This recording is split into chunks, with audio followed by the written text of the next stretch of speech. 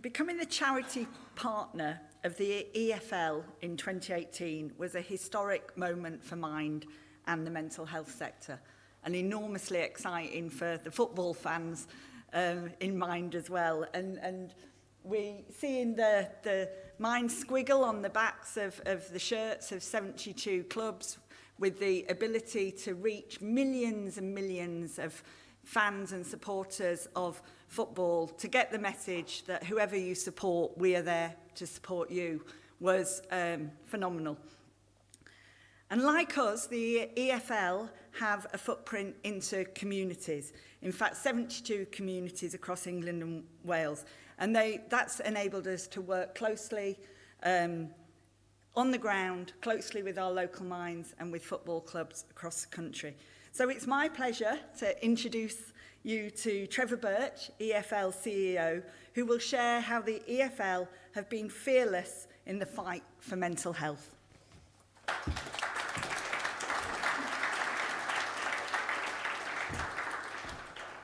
Thanks, Karen. Don't know whether it's good afternoon or good morning, so both, everybody, and thank you for Mind for having me here today at the Oval. It's a pleasure to be able to speak to you all. I just arrived as Gary, Clark and Andrea were finishing their session, which I found very interesting. As a former professional player, I found myself identifying with a lot of what Clark was saying.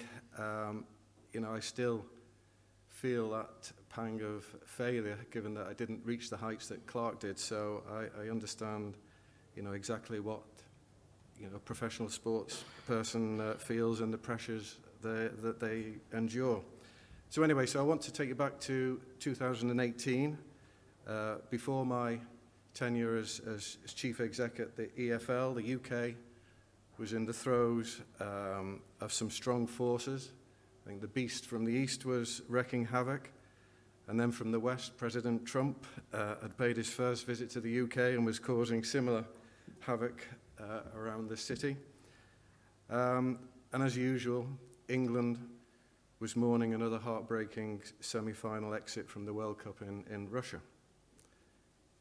That season, I was to become the chairman of Swansea, and it's fair to say that at that point, while the conversation around mental health was growing in prominence, football, I think, had not fully got to grips with its importance.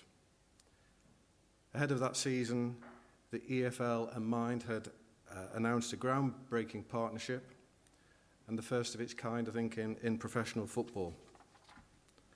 And as our national sport, we all know about the power of football to reach and inspire. It's so often an icebreaker and a common thread of conversation wherever you are in the world. It's, where are you from? Who do you support? Did you see the game at the weekend? I think even Nelson Mandela, talking about the power of sport, said it can create hope where once there was despair. It's more powerful than government in breaking down racial and societal barriers. In the EFL, we've got 72 clubs who are at the heart of our communities, from up and down the country, from Nottingham to Norwich and Carlisle to Cardiff. We are the world's original football league and account for 1 in 4 live sport attendees in the UK every year, with over 18 million people attending our games. And of course, there are many millions more touched by the reach of our community networks. So with that reach and profile, I think the EFL knew it had a role to play in raising awareness of the conversation around mental health, not only in football, but I think wider society too. What ensued in the weeks, months and years since has been truly remarkable. It kicked off with the Mind squiggle being incorporated into the name and number designs of all player names on shirts and replica kits. Such a small thing, but yet so effective. I think the first time a charity logo was to be incorporated into every player name, it was a first for England and a symbolic step for football to have a mental health course, so prominent and visible to fans week in and week out. We know that profile has not only increased awareness, but helped people get help themselves, such as Cameron, the Charlton fan who sought support from Mind after seeing the squiggle on his team's shirt. It set the tone for the On Your Side partnership, and in the work that followed, there have been so many wins along the way, from campaigns that saw EFL players at King's Cross Station talking to commuters about mental health, to the Goals Worth Talking About campaign, which used street art to recreate iconic EFL goals around the country, encouraging people to talk.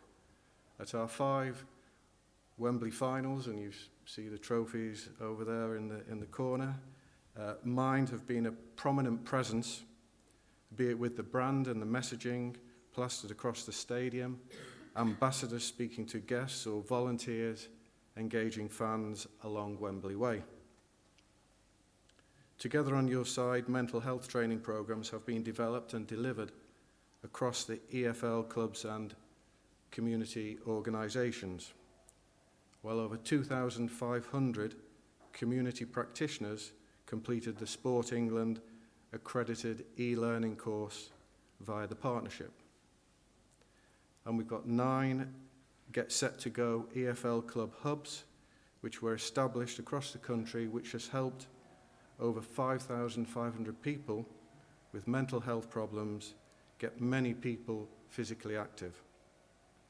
And of these participants, 61% sustained improvements in their mental health.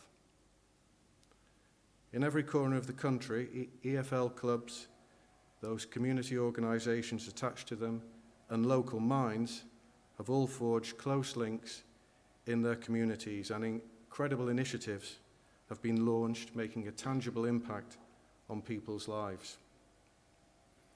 At our annual EFL Trust Conference this week, we were lucky enough to hear from Sunderland's Foundation of Light, who established a matchday mental health hub for fans that may need support or access to services with Washington Mind.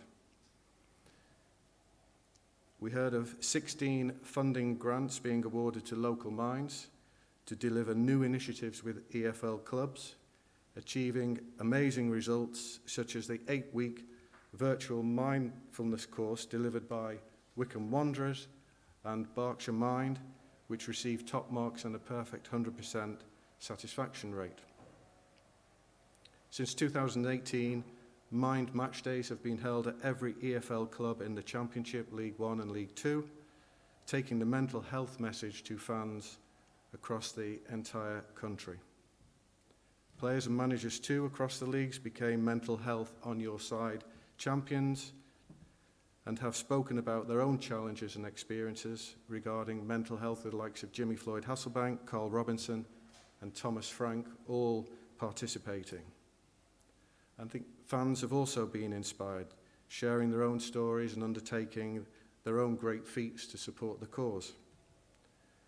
Who can forget the away trip to Accrington Stanley in 2019, where Ipswich Town fans displayed a supportive banner for the Stanley striker Billy Key, who had been experiencing mental health issues at the time.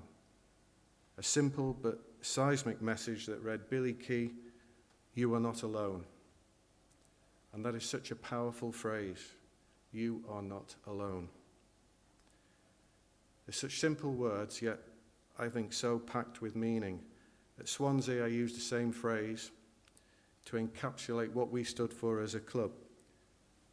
We're all in it together, no one stands alone. Meaning we're stronger together and supportive of those who want to be brave and try different things, but intolerant of those who exhibit selfish behaviour. So the Billy Key moment was another significant moment for both the game and the EFL, demonstrating how attitudes were changing, with barriers being broken within the game. Fans, players and club staff have trekked and pedalled and run up and down the land. People like Nathan, the Rochdale fan, who travelled 2,500 miles between 92 football grounds, with hundreds of thousands of pounds raised to help support Mind's life-saving services. But of course, despite the progress we've made, it's not been all plain sailing. Over the last 18 months, there's not been a person on earth who has not been affected by the COVID pandemic. Football stopped and our whole way of life changed.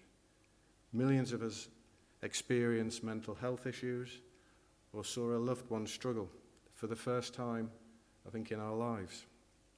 And it truly brought home to so many people just how important mental health is to our overall well-being and our daily lives. Thankfully, the strength of our partnership together allowed us to provide support to millions around the country and share practical advice from Mind about how to look after the mental health in difficult times. Mind were able to look after club and CCO staff by delivering mental health in the workplace training for clubs themselves. And clubs such as Millwall have set up mental health champions with Mind support. In turn, this has helped the very people who had leapt into action during the pandemic to help their communities in a time of need to help themselves. For while games were paused and fans were locked out, football never went away. In fact, it came to the fore. Our clubs and community organisations delivered over 1.5 million food parcels and made over 500,000 phone calls and visited isolated and vulnerable people, providing physical and mental support to so many. In the face of adversity, I think the power of football was again able to help improve the nation's mental health and well-being. We were able to tackle loneliness and isolation, providing that vital support, not only at a local level, but also at a national level. As restrictions eased, the clubs opened up their stadiums to allow their local communities to do a mile for Mind. For many, this was the first time in over a year that they had set foot outside of the door and inside their beloved club's grounds. Having picked up 7 industry award wins and nominations over the past 4 years, garnered royal support and been championed in Parliament, the On Your Side partnership is an initiative of which the EFL is immensely proud. Certainly in my time as Chief Executive, I have seen firsthand the considerable influence the partnership has on our league, and I'm looking forward to see what further progress we can make together this season.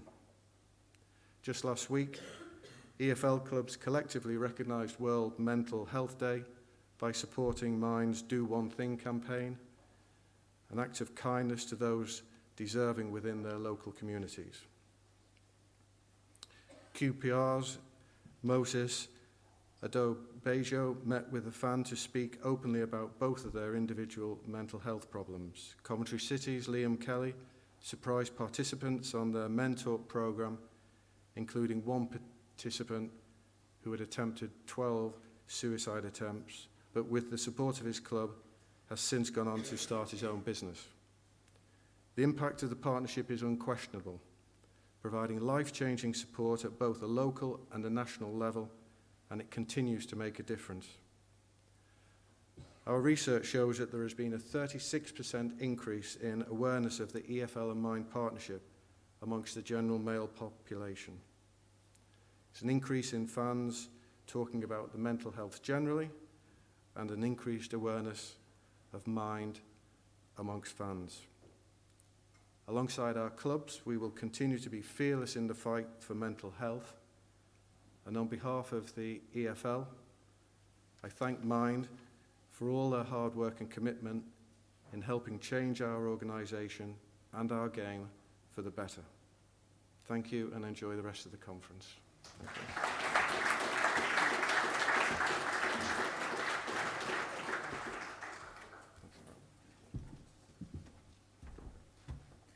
Thank you, Trevor and Nick and all of the team at the EFL for all of your hard work. It's been a real pleasure, and it's been a real joy over the past few years to work on it. And if you haven't had your selfie with the Carabao Cup or the Championship trophies, please do so.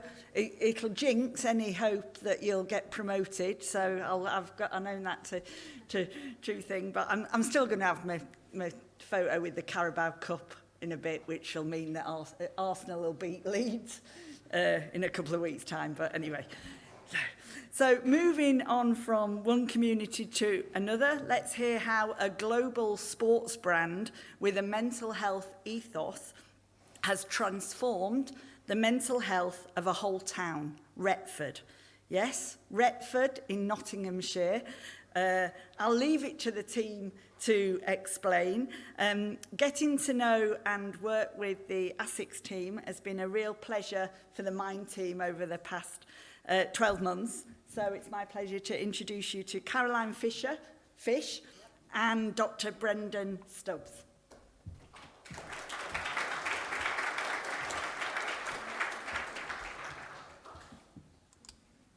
Fantastic. Hello, everybody. Thank you so much to Hayley for inviting us here today. I'm here with Professor Brendon Stubbs, and we're going to talk about the Uplifting Minds project that we kicked off earlier this year. As you say, I'm known to most people as Fish. I am lucky enough to work at ASICS, and my role is a brilliant role. I get to champion movement for mind, both internally at ASICS and also in the wider world. I'm hoping that most of you know that we're a sports brand, otherwise I'm doing a really bad job. But we are absolutely a sports brand, but we're also a whole lot more than that.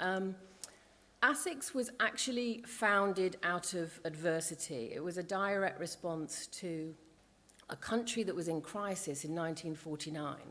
In Japan, in the aftermath of World War II, our founder, Kirishino Onitsuka, saw a nation that was in despair. People, especially young people, had lost hope. Yet he also recognized the power of sport to lift people's spirits. And that's why he founded our company, to bring hope to people through sport, to recognize the power of sport, not just on the body, but also on the mind. And actually, that's why we're called ASICS. It's an acronym for the Latin Anima sana in corpore sano, or in English, a sound mind in a sound body. And, you know, our purpose, everybody's like, I never knew that. And yeah, well, now you do. And our purpose has always been to support more people to move so that they feel better, both physically and mentally. And, you know, 70 years on, I think that purpose is probably more relevant today than ever before. And that's why our partnership with Mind is really, really important to us as a company. You know, we know that sport's not the answer for everyone, but we do believe the evidence is so powerful that as a brand, we should do everything we can to ensure that more people have the opportunity to experience the power of sport. We're a really technical brand, and science is at the heart of what we do. Hence, we believe in scientific rigor in this area. So we embarked on our Uplifting Minds project with Professor Brendon Stubbs at the beginning of this year, where we're really trying to make the link between moving and how you feel a bit more quantifiable, more tangible for people. And Brendan's going to talk about it a bit more. Thanks, Fish. Good afternoon, everybody, and thank you, Hayley and the Mind team, for a fantastic event. I've learned a lot already. It's really great to be here. So I'm the boring scientist, and I'll try and make it a bit fun. But to talk about some of the science behind the ASICS Mind Uplifter tool. So there are many ways in which we can capture how we engage in sport, exercise, or movement, such as how fast we go, how far we go. But when it comes to the benefits, ourselves and many other people have published hundreds of thousands of papers demonstrating that physical activity, movement, sport is beneficial for our mind and our mental health. But what actually underpins that, we're less certain, and it's certainly not accessible to most people. So, for instance, if you wanted to know beyond, an interview, you'd have to go in and have a CT scan or perhaps an MRI scan in a hospital, or even an EEG scan. So most people just don't know what's actually happening within the mind, literally, when they engage in exercise. So we really wanted to address this, to try and translate these hundreds, if not thousands, of research papers to make it accessible to all people, to empower people with the knowledge on rigorous science to say what is happening when I engage in movement. And that was the remit and the background to this, to add some of the understanding about why and what is happening for anybody when they engage in movement. So we did this through a number of different experiments or research studies. So initially what we did was we recruited a group of people and used these portable EEG devices, which you can see here. And this really captures the brain pathways which are being elicited or lighting up when people engage in exercise. And we identified 10 key areas which were particularly prominent, measuring before and after changes for people who engaged in sport and exercise. So we're aware that we can't give portable EEG sets to everybody all over the world, so we needed to translate this in a reliable way into a device such as a mobile phone or a tablet where you have a camera, to provide people with the evidence based on this. So we then did a study looking at portable EEG devices and the development of facial scanning technology, so looking at people's facial expressions and some other questions which were related to these 10 key areas which changed during before and after sport. And we found that we have a good relationship between the portable EEG and the ASICS Mind Uplifter tool, which was born. And then we wanted to be absolutely certain, so we repeated the experiment again in an even larger number of people to have the current iteration of the ASICS Mind Uplifter tool, which enables anybody to go in completely free of charge, to go in and to demonstrate in a very visual way, which I'll show you in a minute, about what are the pathways and the changes which are happening for you with a high degree of scientific rigor and accuracy. As we all know, mental health and mind changes are very hard to quantify, so we've put a lot of thought into how we can best do this. So this is the ASICS Mind Uplifter tool. It's very simple to use, takes only a few minutes and can be done at any time before and after engaging in any sport or exercise.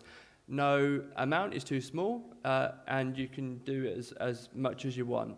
So you first of all do a facial scan.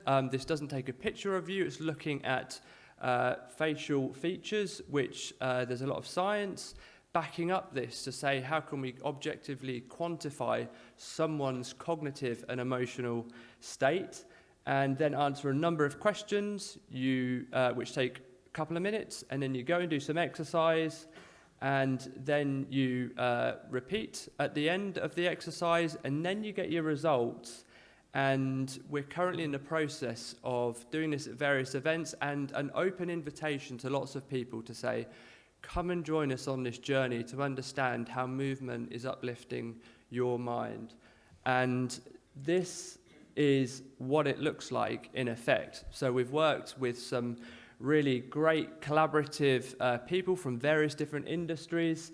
And on the left-hand side is the 10 metrics which, tracing back to the original study from the first EEG study, were identified as these key areas within the brain which lit up when people engage in exercise, and we've consequently validated that against the ASICS Mind Uplifter tool with a high degree of accuracy, well over 93% of the emotional characteristics at the top and the cognitive aspects on the bottom. And in the middle, you may wonder, what is that? And that is a pictorial representation of someone's mind uplift before and after engaging in a period of exercise in a really visual way.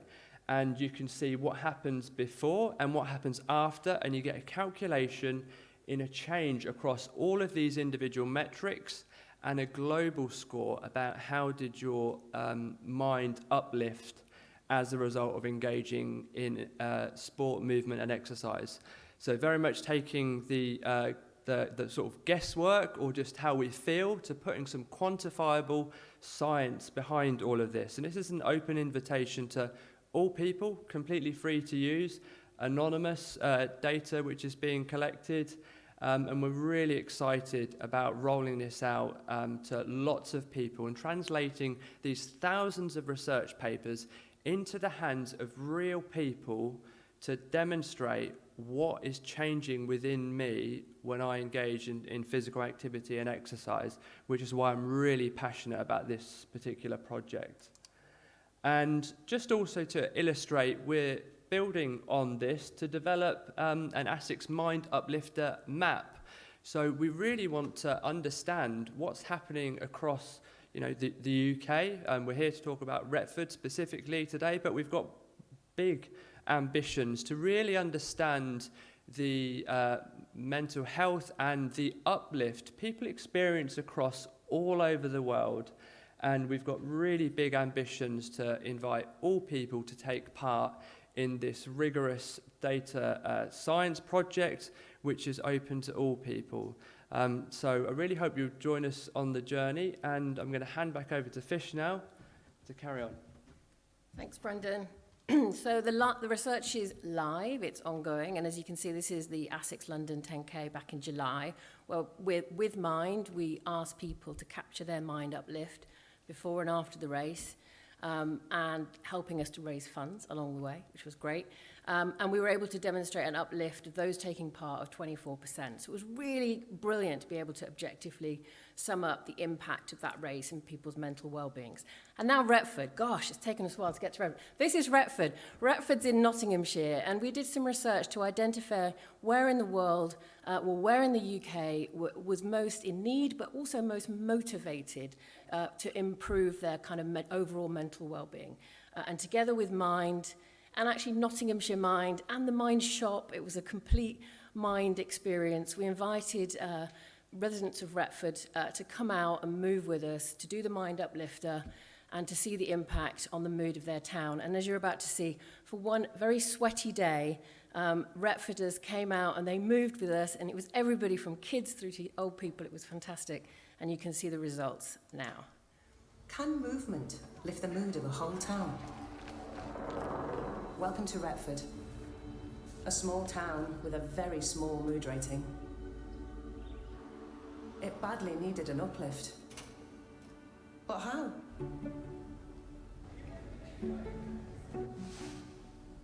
By turning benches into bench presses. Lampposts into goalposts. And bus stops into bus steps. Introducing Upliftford, an ASICS experiment to prove the uplifting power of sport.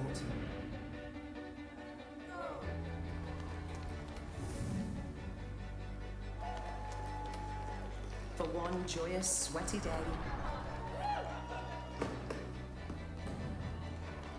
Retforders exercised like never before.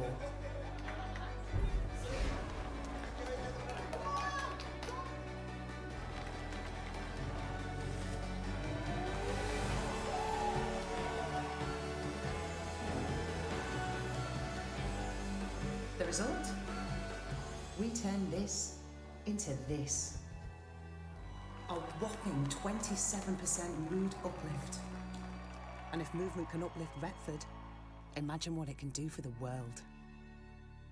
ASICS. Sound mind, sound body.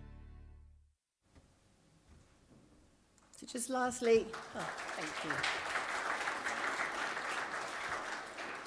And just lastly, what's next? Well, the research continues. I'd love it if everyone in the room could give us a mind uplift next time you go for a walk, or anything really, any sport would be fantastic. I'm really happy to say that globally, our focus as a brand is on uplifting the people and the places that need it most. So expect much, much more from us in 2022. We really, really hope to work continuously closely with Mind. It's so important to us as a business and as a brand to really demonstrate and get more people moving. So really excited to work with Mind and potentially all of you in this room. So thank you so much.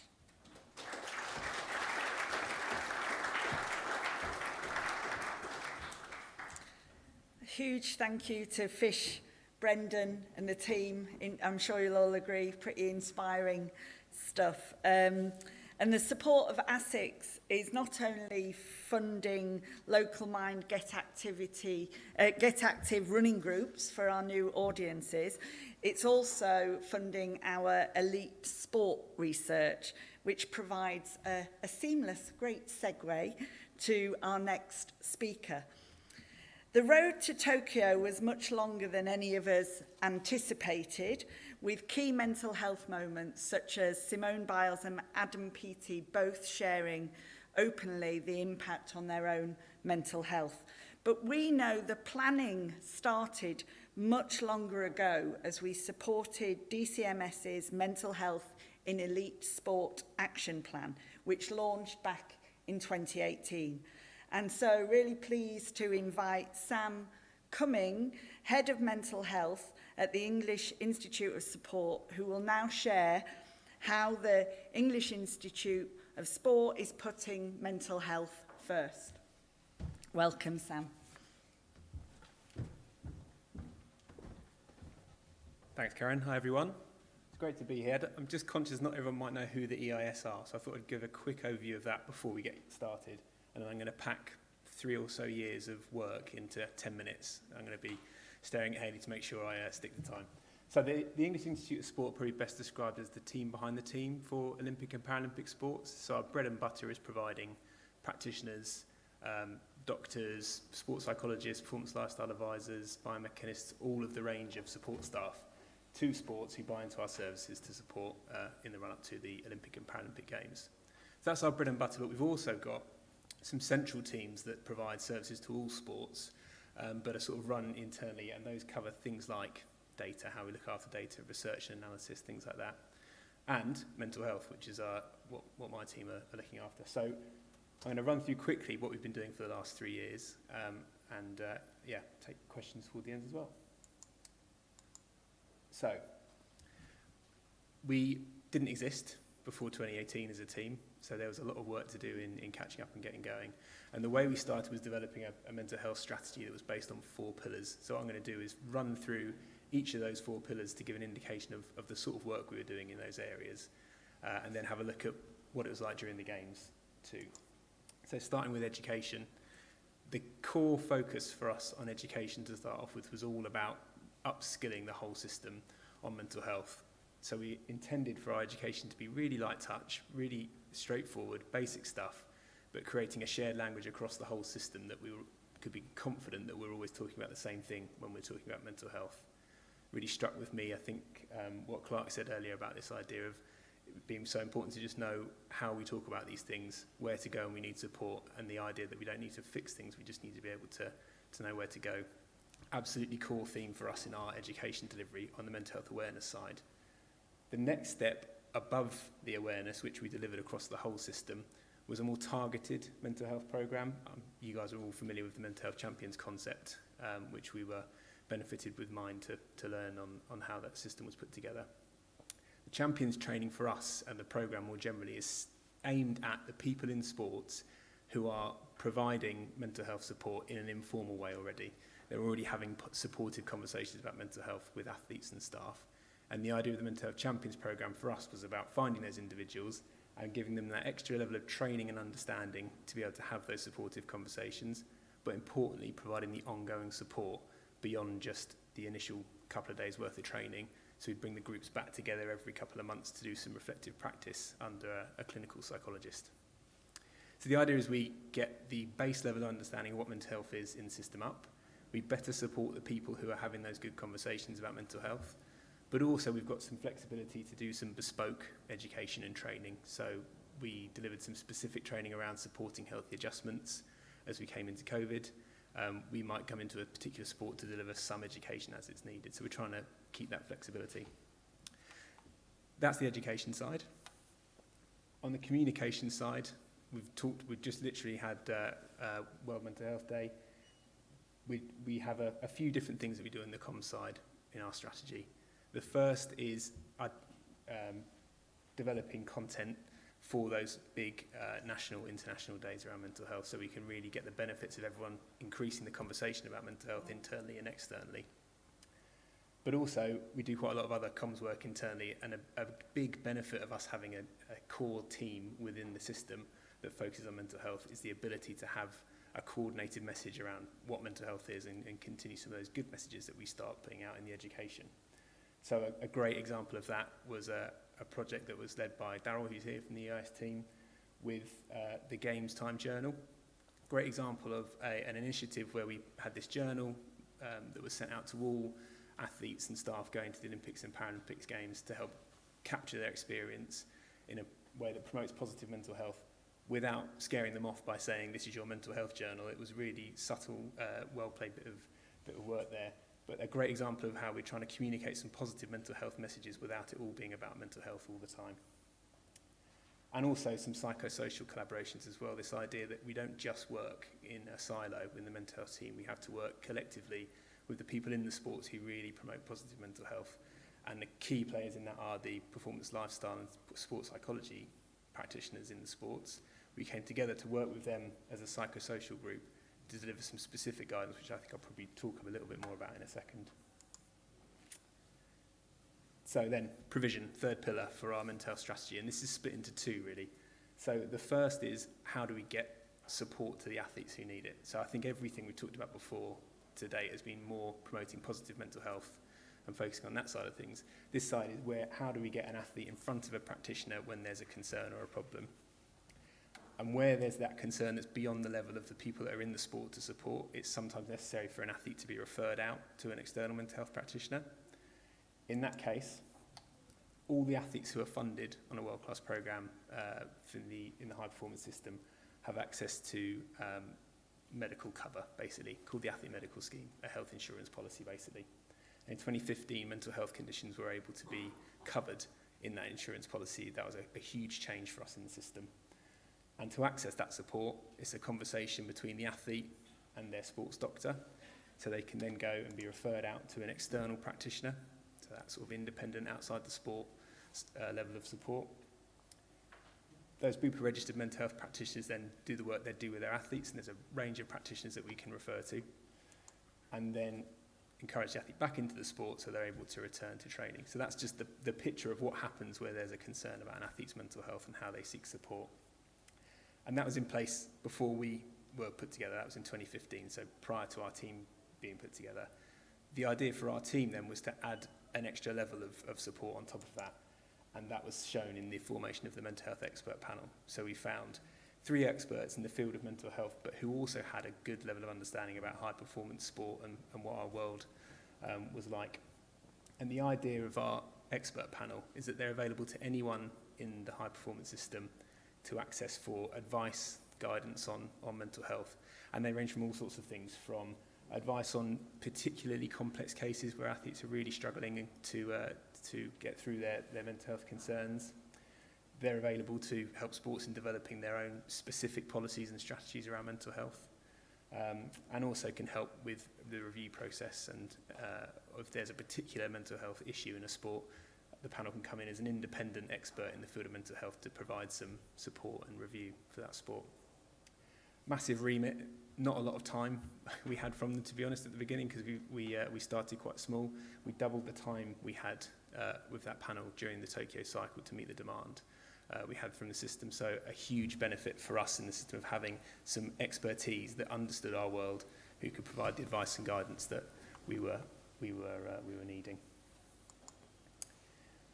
And then finally, assurance is the final of our 4 pillars for our mental health strategy. Assurance is quite a broad term, to be fair. Generally, this is all for me about what work are we doing? Are we heading in the right direction? Are we doing it in the right intensity? And is the work we're doing the right thing? And a key part of our making sure we were doing the right thing and understanding what we needed to do was a prevalence study which we ran in 2018 huge range of sports, huge range of athletes from a variety of winter and summer sports and Paralympic and Olympic sports, where we just try to gauge the sense of what's going on in our high-performance system relating to mental health. We took measures of psychological distress and well-being, and we just saw how they played out across the whole system. Generally, comparatively, the levels of psychological distress were similar to the general public. Our levels of well-being were moderate to high, which was good. But the benefit of this study is we were really able to drill down into some specifics on what was the difference between men and women, for example, in the levels of psychological distress and well-being, where we found slightly higher levels of distress in women compared to men, and slightly lower levels of well-being in women compared to men. We could also find changes and differences in Olympic and Paralympic sports, with psychological distress rated slightly higher for Paralympic athletes. And then the other two, perhaps less surprisingly, where athletes have experienced injury, we saw roughly 4 out of 10 athletes were reporting psychological distress, and as well as athletes coming towards the end of their career reporting that higher level of psychological distress. So some of that feels like no-brainer information, but actually what's really helpful is it gives us some key areas for us to focus on as we move through. The other benefit of that study was we were able to do that right at the beginning before any of our work really took place. So we were able to go back and revisit that and see what sort of impact we're having in the system. So a quick note on COVID-19. I guess it would be impossible to do any sort of talk at the moment without talking about COVID, particularly when it relates to mental health. And most of the work we did in this area was all around the comms side and making sure that we're being as clear as possible with some really great examples of good advice, which again in mind was invaluable for guiding some of the advice we were giving out to the sports. And the range of things we did in response to COVID-19 was quite wide. So we had a vast amount of information, of support, of really constantly, consistently encouraging athletes and staff to connect, speak to each other, check in with each other, be proactive in speaking and staying in touch. But we were also able to help deliver some specific guidance on how we can support athletes and staff to come back to training. So lockdown was still happening, but elite sport opened up, training centres opened up again, and that was obviously a challenging time. We did a great job of doing all the administrative, medical, return to training stuff.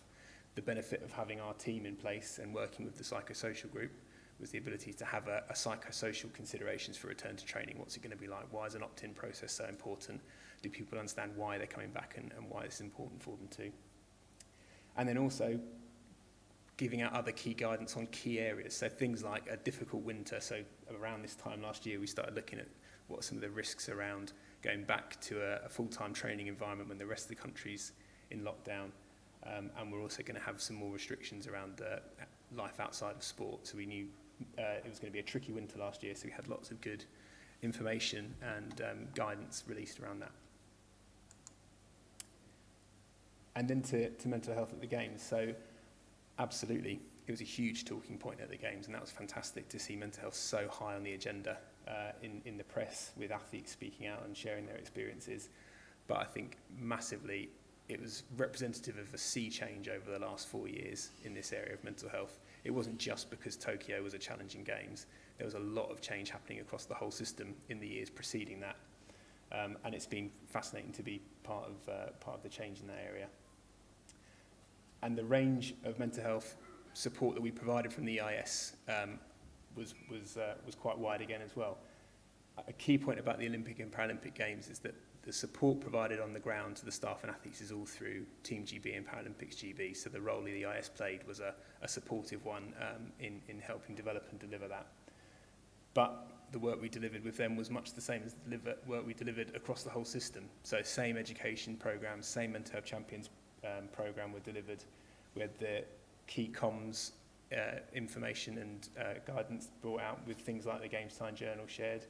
And also, in a really, really positive move from the Paralympics GB side, one of our mental health expert panel members was employed by Paralympics GB to go out to the Games as an on-the-ground mental health practitioner, the first time that's ever happened for Paralympics GB or Team GB.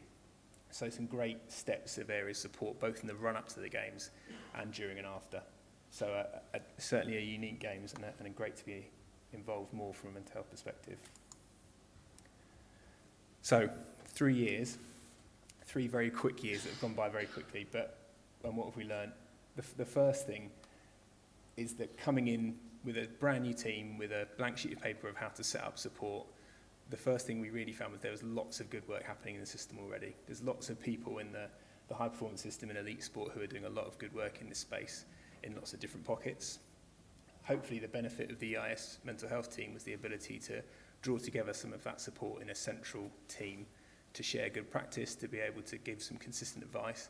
But the crucial bit for me over the last 3 years has been the formation of our expert panel, just that ability to have a group whose sports can feel confident in coming to get an independent view with an expert opinion on mental health and views on mental health has been absolutely massive.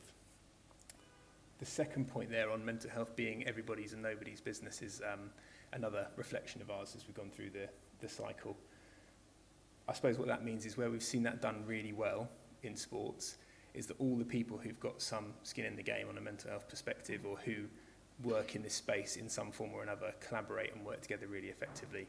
So your doctors, your sports psychs, your performance lifestyle advisors, your performance director all come together and talk about mental health in a supportive and positive way and plan proactively, even though it's it's no one person's responsibility. Where it's been seen less well has been where, because it's no one person's responsibility, it kind of falls through the cracks and doesn't get picked up.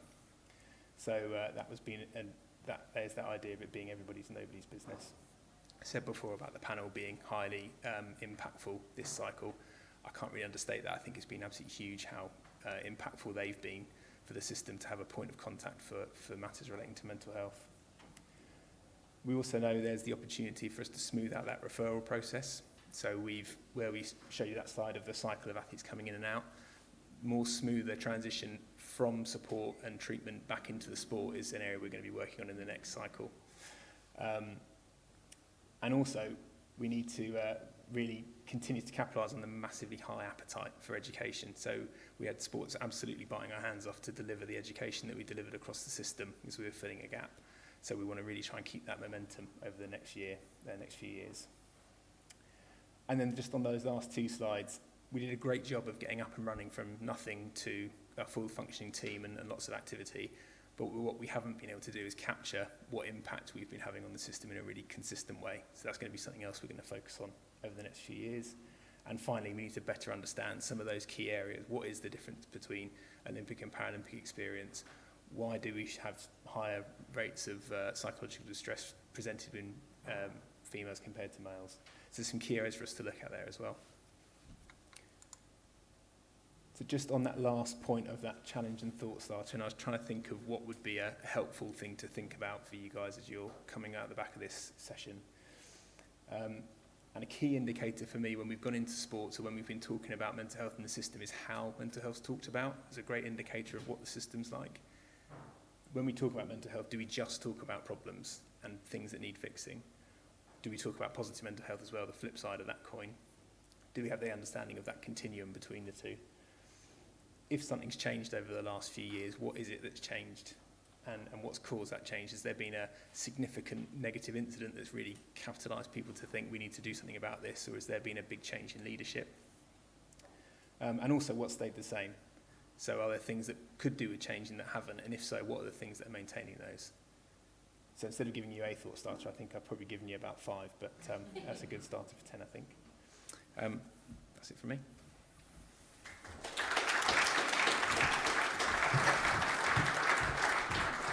Thank you, Sam, and well done for the transformation in provision of support in elite sport. It's really, really impressive. So fantastic. I'm going to actually invite you back. We've got time for a couple of questions. Also invite Mike and Flo to join us.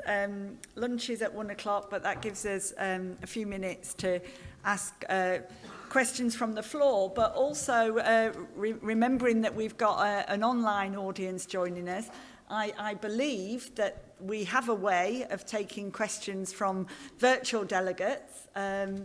So, yeah, Carla, I don't know how you're doing it, but that's brilliant. So if we can start with a question from one of our virtual delegates. Yeah, absolutely. So a question to Flo and the panel.